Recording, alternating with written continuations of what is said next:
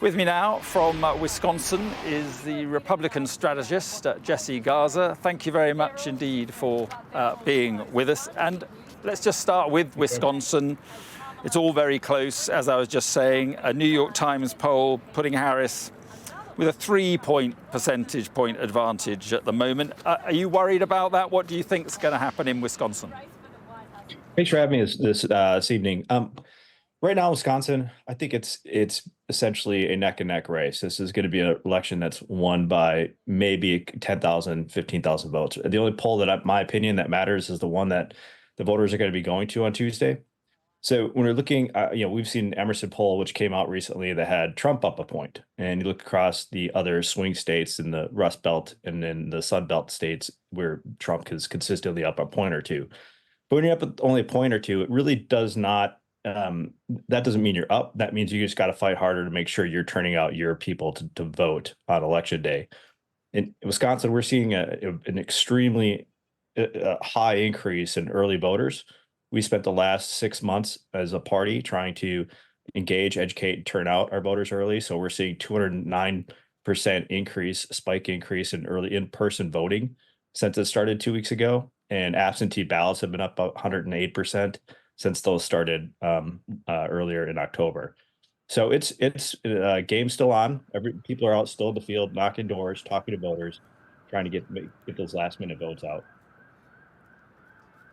Yeah, I don't want to speak about polls all the time. I mean, just this, you may want to comment on this one in Iowa, also putting Harris actually 3 points ahead when everybody thought or was thinking that would be Trump's for him to take. At this point in election, I just don't know if polls are the thing. Like I mentioned before, I don't think those polls that are being taken are what we should be looking at. At this point, we have to look at what happens on Tuesday. I don't think Iowa's in play in any way, shape, or form. If you look at the state of Virginia, which is also being considered a Trump state, is it starting to show some polling changes there? Well, do I know? No. Well, I don't have that magic ball to be able to see, but we're going to be able to see in roughly 48, 72 hours where we're at as a country and ultimately where the world is headed. What do you think about what could happen in the days ahead? I see Donald Trump already today crying foul in the swing state of Pennsylvania, saying it's a dead heat there, saying there's a problem with ballot registrations, saying there's fraud is going on. I mean, do you think it's a sign of what is to come in the coming days? I think both sides, depending on how close the results are in those key states, as you mentioned, Pennsylvania, Arizona, Nevada, Wisconsin, Michigan. If the closer the race is, the more people are going to try to, both sides, both camps, Harris campaign, Trump campaign, are going to try to see if there are any anomalies or anything that does not seem to make sense legally, and those will be contested. There's a process for that. We'll have that month after the election to look at any kind of issues, and hopefully come Tuesday we'll have a definitive winner and we can move on to the next 2025 presidency. I don't think those kinds of things are something. Yeah, but it's one thing.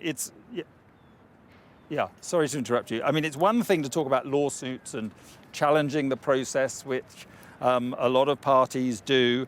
It's another thing to accuse the Pennsylvania election authorities of, and I quote, cheating and getting away with it, which is what Donald Trump has said in the last day or so. I mean, that's something else, isn't it? That's paving the way, isn't it, for a barrage of lawsuits and challenges if he loses a close election. I mean, look, they're gonna have to find what law was broken and make that argument. Look, there's a lot of things that are going on. You look at just last week, Vice President Harris was calling President Trump Hitler. They're accusing him of saying that he wanted Cheney killed, and none of this is just kind of the things that happen at the end of the election that are trying to continue to have a conversation in front of the American people. Does that involve, those kind of messages? Does it mean we're going to go into litigation? I have no idea. If Trump wins that race, is it over? What does Harris end up doing? Does she say that there was some inconsistencies in voting or feel like there was voter fraud in that state, we're going to find out. So I don't look at this as something that's going to make a difference between who's going to vote for Trump or who votes for Harris, or worry about if there's going to be any kind of tension afterwards.